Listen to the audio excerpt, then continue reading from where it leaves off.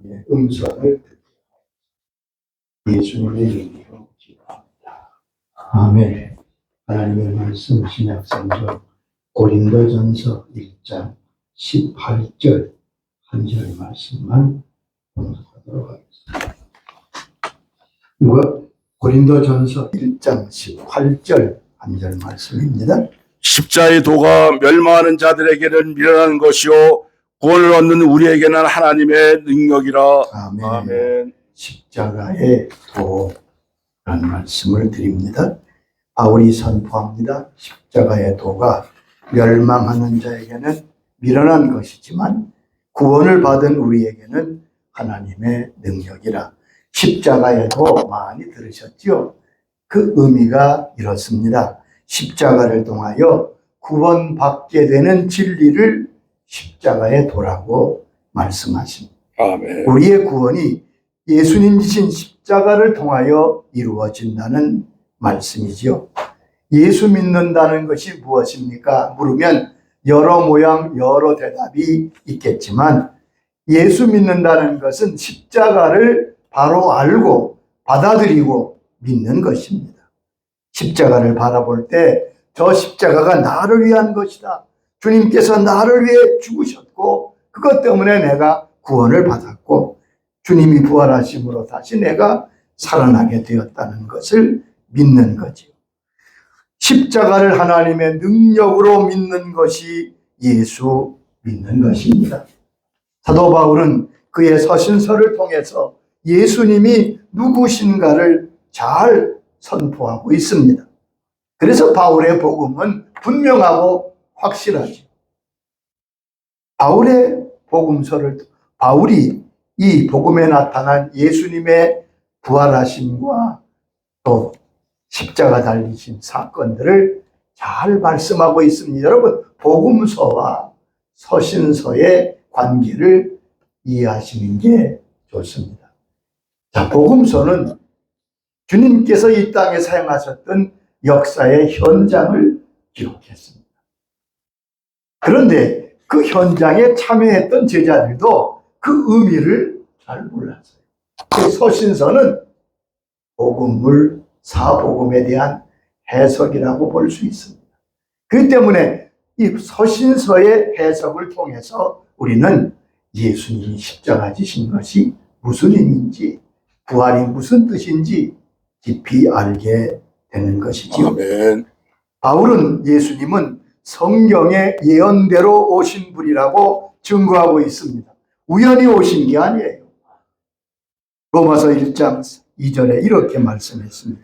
이 복음은 하나님의 선지자들을 통하여 그의 아들에 관하여 성경에 미리 약속하신 것이라. 아들에 관하여 성경에 미리 약속한 것을 주님께서 성취하셨다. 또한 예수님의 생애, 예수님의 십자가, 예수님의 부활은 무엇을 의미하는 것이냐? 그것은 예수님이 하나님의 아들이시라는 사실을 증거하는 것이다. 아멘. 이런 사건을 보면서 저분이 하나님이시구나.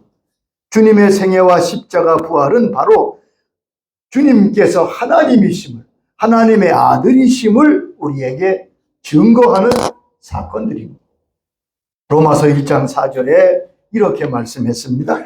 성결의 영으로는 죽은 자를 가운데서 부활하사 능력으로 하나님의 아들로 선포하셨으니 곧 우리 주 예수 그리스도시니라. 보면 하나님의 아들로 선포되었다고 했습니다. 또한 그 예수님이 다시 오신다는 재림의 주님에 대한 말씀이 그의 전파하는 복음이었습니다. 그러므로 이렇게 말합니다. 그러므로 회개하고 세례를 받으면 성령을 받게 되고 구원받게 되어 새로운 사람이 될 것을 말씀했습니다. 사도행전 2장 38절에 이렇게 말씀했지요. 너희가 회개하여 각각 예수 그리스도의 이름으로 세례를 받고 죄사함을 받으라. 그리하면 성령의 선물을 받으리니. 그렇습니다. 이것이 초대교회가 전한 복음의 메시지입니다. 이것은 한마디로 십자가의 도입니다.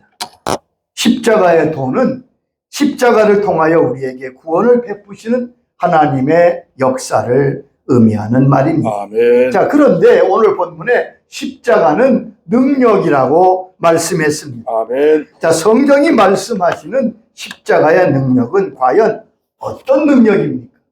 자, 우리가 십자가에 담겨 있는 그 놀라운 능력을 바로 깨닫게 될 때 그 십자가의 능력에 포함된 그 은혜를 우리가 체험하고 내 것으로 삼을 수 있는 것입니다. 십자가 달고 다닌다고 십자가의 능력이 나타나는 게 아닙니다. 주님께서 십자가를 통하여 나타내신 능력이 나의 능력이 될 때 우리는 십자가의 사랑, 구원의 승리를 맛보게 될 것입니다. 첫째, 십자가는 하나님과 우리를 화목하게 하시는 능력입니다. 아담이 범죄하여 하나님과 사람 사이의 죄의 담으로 갈라졌습니다. 사람은 하나님을 떠나 하나님의 진노하에 놓이게 되었습니다. 결국 죄의 값은 사망이지요. 우리는 아담 이후로 이어받은 죄인이며 우리 자신이 계속 죄를 짓고 있습니다. 죄는 하나님과 우리를 가로막는 장벽입니다. 로마서 3장 23절은 이렇게 말씀합니다. 모든 사람이 죄를 범하였음에 하나님의 영광에 이르지 못하더니 모든 사람이 죄를 범해서 하나님의 영광에 이를 수가 없었다. 에베소 2장 3절은 그 구체적인 상황을 이렇게 말씀하고 있습니다. 에베소 2장 3절입니다. 전에는 우리도 다 그 가운데서 우리 육체의 욕심을 따라 지내며 육체와 마음에 원하는 것을 하여 다른 이들과 본질상 진노의 자녀이었더니 우리는 본질상 본래 진노의 자식이다. 왜요? 죄인이니까. 그런데 주님의 십자가가 하나님과 우리를 화목하게 하셨습니다. 예수님이 십자가를 지심으로 죄의 모든 장벽이 무너지고 하나님과 우리가 서로 화해하는, 하나님께 나가는 길이 열린 것이죠. 에베소 2장 13절은 그 사실을 이렇게 말합니다. 이제는 전에 멀리 있던 너희가 그리스도 예수 안에서 그리스도의 피로 가까워졌느니라. 멀리 있던 너희가 예수님의 피로 가까워졌느니라. 아멘. 가까워질 수 없는데 딱 이유는 하나입니다. 예수님의 피로 가까워졌습니다. 2장 16절도 이렇게 말합니다. 또 십자가로 이들은 한 몸으로 하나님과 화목하게 하려 하심이로 원수된 것을 십자가로 소멸하시고 하나님과 우리가 원수되었던 죄를 십자가에서 소멸하시고 우리를 하나님과 화목하게 했습니다. 아멘. 그래서 우리는 어떤 위치, 어떤 자가 되었습니까? 에베소 2장 19절은 이제 우리가 어떤 자임을 선포하고 있습니다. 그러므로 이제부터 너희는 외인도 아니요 나그네도 아니요 오직 성도들과 동일한 시민이요 하나님의 권속이라. 이제는 너희가 외인이나 저주받을, 진노받을 자가 아니라 하나님의 동일한 시민이요 하나님의 권속, 식구라는 말씀입니다. 아멘. 하나님의 진노를 받아야 될 죄인에서 예수님의 십자가로 하나님의 식구로 변한 것입니다. 십자가는 심판받아 마땅한 멸망받을 죄인을 하나님의 자녀가 되게 하는 능력이 있습니다. 그것이 바로 십자가의 능력입니다. 누구든지 예수님을 영접하고 십자가의 은혜를 의지하면 그에게 이런 은혜가 주어지게 될 것입니다. 하나님께 나가는 길이 열린 거지요. 히브리 10장 19절로 20절에 이렇게 말씀하셨습니다. 그러므로 형제들아 우리가 예수의 피를 힘입어 성소에 들어갈 담력을 얻었나니 그 길은 우리를 위하여 휘장 가운데로 열어놓으신 새로운 살 길이요 휘장은 곧 그의 육체니라. 하나님께서 우리 십자가를 통해서 하나님께 나가는 길이 열렸다. 아멘. 새로운 길이 열렸습니다. 아멘. 그 길은 예수님의 십자가로만 갈 수 있는 길입니다. 우리는 언제든지 예수님의 십자가의 보혈을 의지하여 하나님 앞에 달려갈 수 있습니다. 두 번째, 십자가의 능력은 우리를 율법의 정죄에서 자유케 하시는 능력입니다. 갈라디아 2장 19절에 바울이 선언합니다. 내가 율법으로 말미암아 율법에 대하여 죽었나니 이는 하나님에 대하여 살려 함이라. 바울은 자기가 율법에 대해서 죽었다고 선언합니다. 나는 율법에서 자유하게 되었다. 이것은 신학적으로 매우 중요한 내용입니다. 어떻게 율법에서 자유할 수 있습니까? 아멘. 여러분, 어떻게 율법에서 자유할 수 있습니까? 길은 딱 두 가지뿐입니다. 하나는 그 모든 율법을 다 지켜 행하는 것입니다.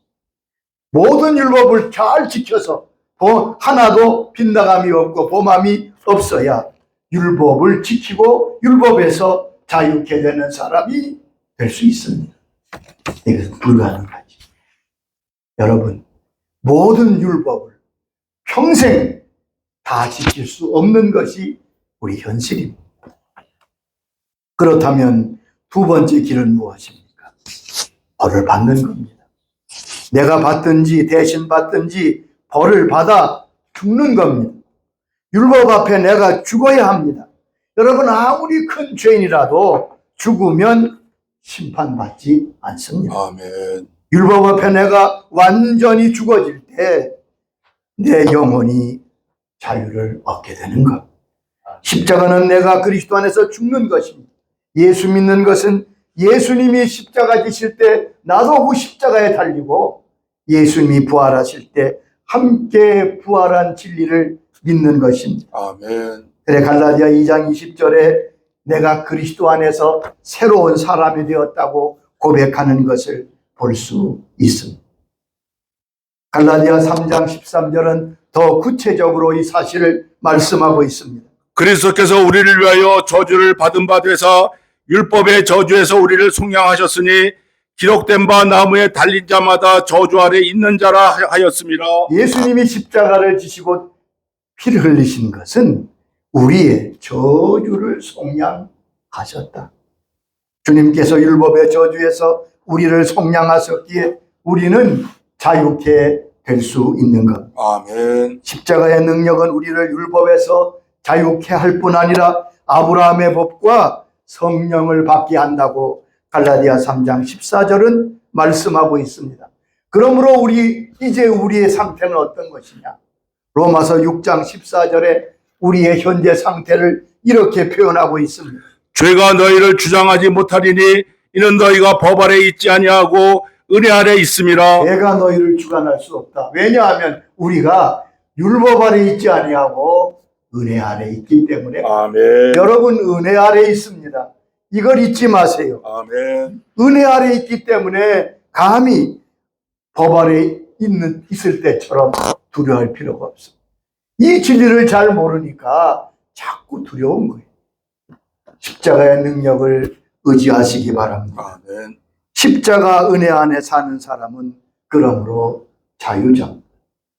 세 번째, 십자가의 능력은 우리를 사단의 세력으로부터 자유케 하는 능력입니다. 죄가 있는 곳에는 반드시 사탄의 지배가 있습니다. 이 사실을 꼭 명심하세요. 죄는 죄로 끝나지 않습니다. 죄는 사탄을 불러들입니다. 사탄이 마귀가 합법적으로 활동할 수 있는 무대는 죄가 있는 곳입니다.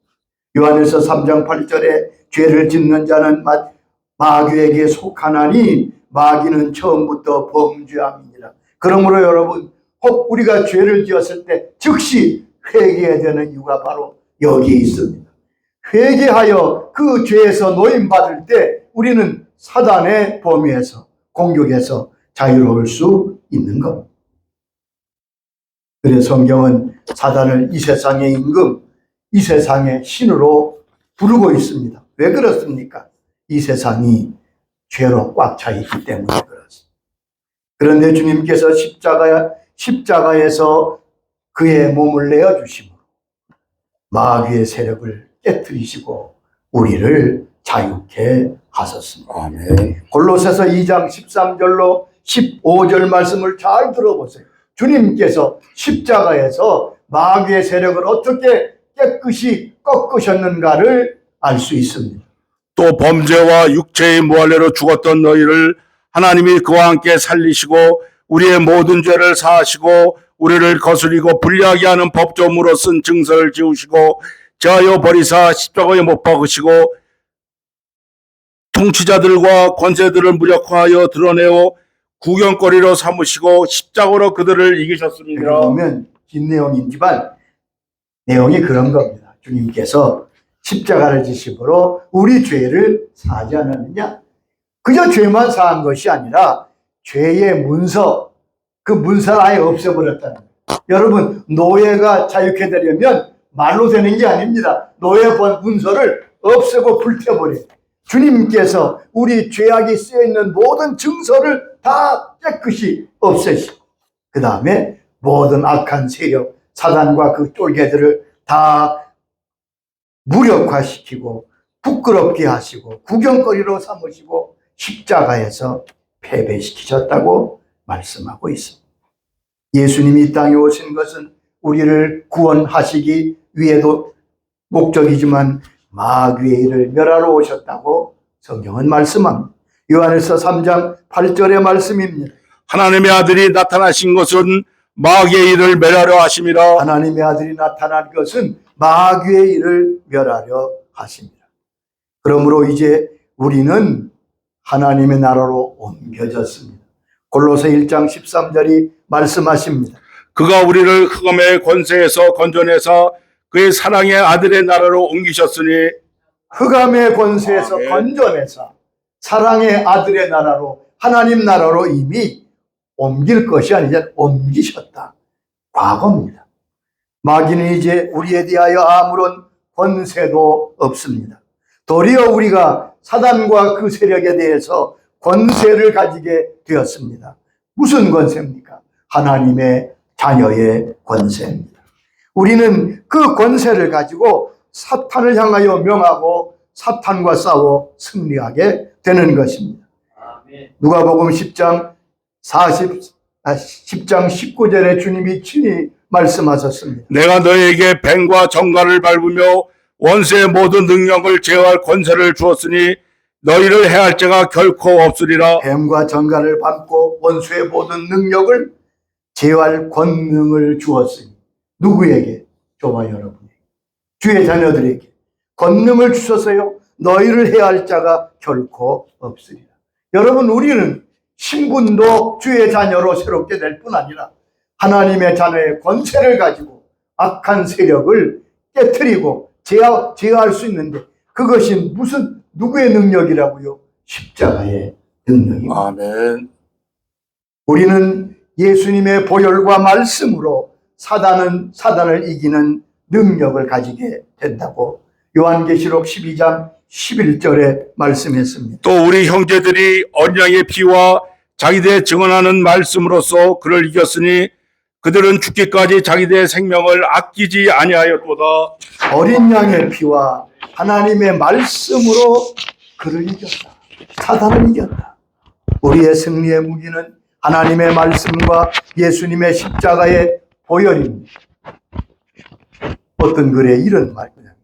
예수 믿는 모든 그리스도인들이 매일 큰 소리로 예수님의 피를 외치고 간구하면 사단의 나라는 곧 큰 재앙이 임하고 교회와 국가에서는 큰 구원이 임하게 될 것이다.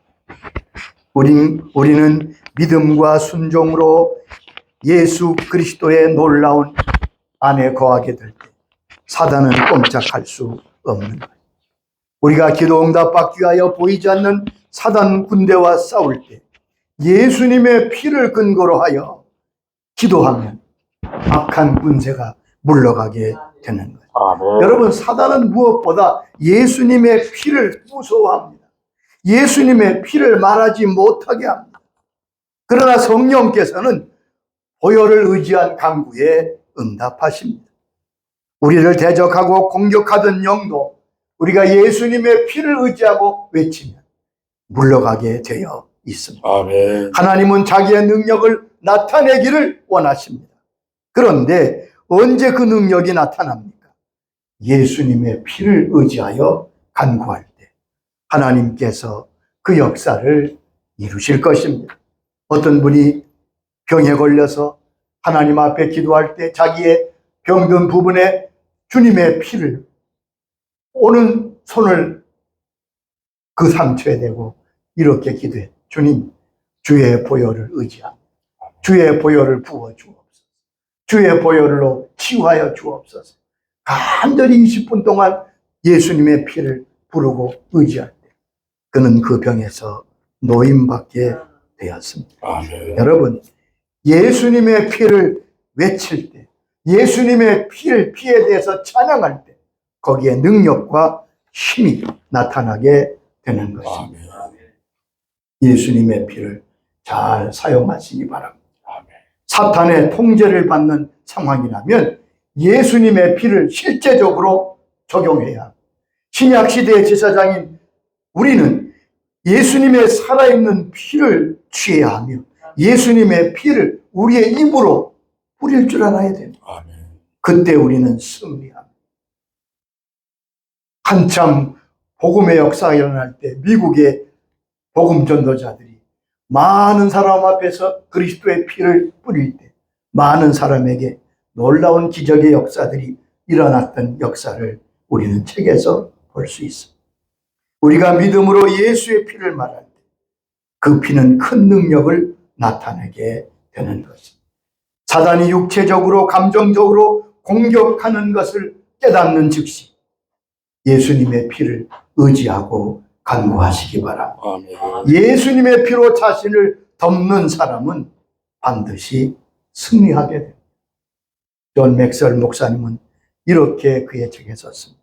나는 적극적으로 큰 소리로 예수님의 피를 간구하는 기도가 응답받지 못하는 것을 본 적이 없다. 하나님 아버지는 그 아들 예수님의 피에 응답하십니다. 성령님은 예수 그리스도의 보혈에 응답하십니다. 아멘. 사단은 예수 그리스도의 그 보혈 십자가 앞에 벌벌 떨게 되어 있습니다. 우리가 이 십자가의 능력을 의지하고 믿음으로 승리하는 은혜가 있도록 성령님 도와주시기를 바랍니다. 아멘. 아버지 하나님 감사합니다. 십자가의 도에 대한 말씀을 하나님 전하게 하셔서 감사합니다. 아멘. 십자가는 능력인데 능력 없는 삶이 우리의 현실 아닙니다. 주님, 이 능력을 회복하게 하여 주옵소서. 아멘. 이 능력을 우리가 취하게 하여 주소서. 십자가의 능력으로 승리하는 저희 모든 자녀들이 되게 하옵소서. 예수님의 이름으로 기도하옵나이다. 아멘. 우리 찬송 240